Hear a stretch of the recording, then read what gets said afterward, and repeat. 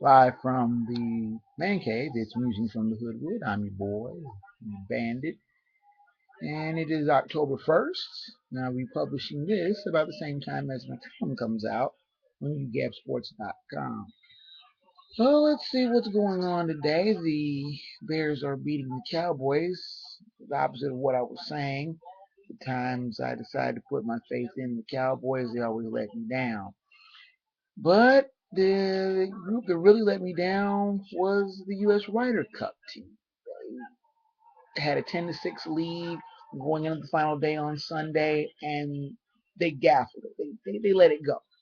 And why the media wants to blame Tiger Woods when he was virtually ignored by Ryder Cup captain Davis Love III is beyond me. I really don't understand the whole dynamics with team golf. I understand how the scoring goes, and Des Bryant dropped another pass. Being in the man cave has its advantages as I can watch games as I'm recording my musings as they are. It's one of those things I don't understand with golf. I don't understand the dynamics of choosing what player to play against what player. I'm going to try to strategically find out who's playing what and put my best players against that particular player who I think the matchup works with. But it seems the problem the U.S. had was in the Sunday matches was it could make plays. And they always say drive for show, putt for dough. And even with no money on the line, just simply uh, national continental pride on the line, the U.S. didn't get it done. And it's nobody's fault but their own. And it's something that they are going to have to wait another 4 years, I believe it's 3 or 4 years, before they can rectify that. Now, it's nobody's fault but their own. NFL had a really, really crazy week, as I've already talking about the tail end of this Cowboys um, Bears game, which the Bears are winning fairly handily at this point. The thing I find the funniest was the Jets Niners game. I picked the Niners. If you read my column, which you again can read on UGABsports.com, my picks, I had San Francisco winning handily. And they did, 134 to nothing. The thing I find the funniest is that now the media is starting in on Tebow. Tebow time, Tebow time. We need Tebow to replace Mark Sanchez. Let's get something straight, people. Tim Tebow is not an improvement over Mark Sanchez. Yeah, he runs. Yeah, he does all this, you know, funky dynamic stuff. Yeah, he's a big kid who can run over people, but he is not a quarterback. He has a bad arm.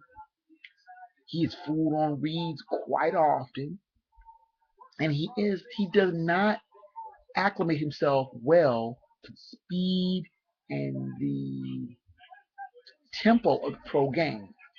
He is not a pro style quarterback. You can run him in all these funky combinations, the wildcat, the T gun, whatever you want to call it. It's still a gimmicky offense. And the Jets would do well to stop thinking about putting him in. If you don't put him in, you're basically kissing your season goodbye. The Broncos got to the playoffs on a good running game and a good defense. The Jets have neither. Not with Darrell Reeves out for the season with a bum knee. It's not going to happen. Forget about it. The Jets are a bad team. And it drives the media who loves the Jets so much, wants them to do so well. But they're a fraud. They're a sham team. Now, another team that you could say is a sham team was a team that the Jets beat in the first week, the Buffalo Bills. In the two divisional games, now the Bills are tied for first in the AFC East, but in their two divisional games, they've given up 100 points. Think about that. Not 10, not 25, not 50, 100.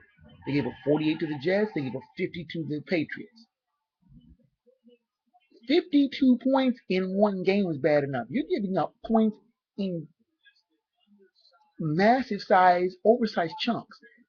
and you consider yourself an elite team, the way the Patriots came back on the Bills was almost criminal. You see, like Tom Brady just ripping off scads, scads, acres and acres of yardage, and putting points on the board. They scored 45 points in 21 game minutes. Think about that. 45 points is more points than the Bengals have scored in one game. And the Bengals have scored a few points. They scored 38 twice in Washington, and I'm sorry, 34 against Cleveland and 38 against Washington. Find me a team that has scored 45 points in one game. They did it in 21 minutes. That itself, you wonder, okay, is the Patriots offense back? Maybe. I think that they were able to shred a suspect and overrated Bills defense. And that itself is going to be problems in Western New York. There are 3 undefeated teams in the NFL left now. The Texans, Falcons, and Cardinals all remaining undefeated. Texans had no real problem with the Titans smacking them around 38-14. We had a Chris Johnson sighting. Oh my goodness, he's still in this league? Yeah, Chris Johnson had 141 yards, but it was too little, too late. The Titans' offense is a mess. Jake Locker hurting his shoulder. Now they have to turn to Matt Hasselbeck. Matt Hasselbeck is just not the answer. If he was the answer, they wouldn't have drafted Jake Locker. Matt Hasselbeck is not going to be the answer in playing a stronger defensive team like the Vikings next week. The Titans might be in a lot of trouble. Titans are in trouble. Let's just put it like this. Had it not been for a Jim Schwartz meltdown, the Titans would be winless. That's just the way it is. But as it stands right now, they're 1-3. I don't see them beating the Vikings next week in Minneapolis. And I'll put those picks again on UGABsports.com. Probably going to be on Thursday or Friday. Moving on, talking about the excuse me, the Cardinals. The Cardinals got away with a 24-21 victory over the Dolphins, a team they should have beaten quite handily. They just basically sleptwalked through the game, and it was one of those things where I'm looking at the score most of the day on Sunday, wondering what is wrong with the Cardinals. The Cardinals are supposed to be a good team. They're supposed to beat teams like the Dolphins like a drum. Instead, Brian Hartline had 251 yards receiving. Brian Hartline.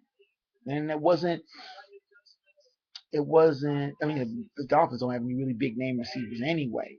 So Brian Hartline is burning you for 251 yards. Something's wrong. But the Cardinals offense, as stagnant as this, save for Larry Fitzgerald, just seemed to sputter and hang around. And the defense kept them in the game because they could have gotten blown out. I mean, the way the Dolphins' offense was going up and down the field, they were going to blow them out. They could have blown them out.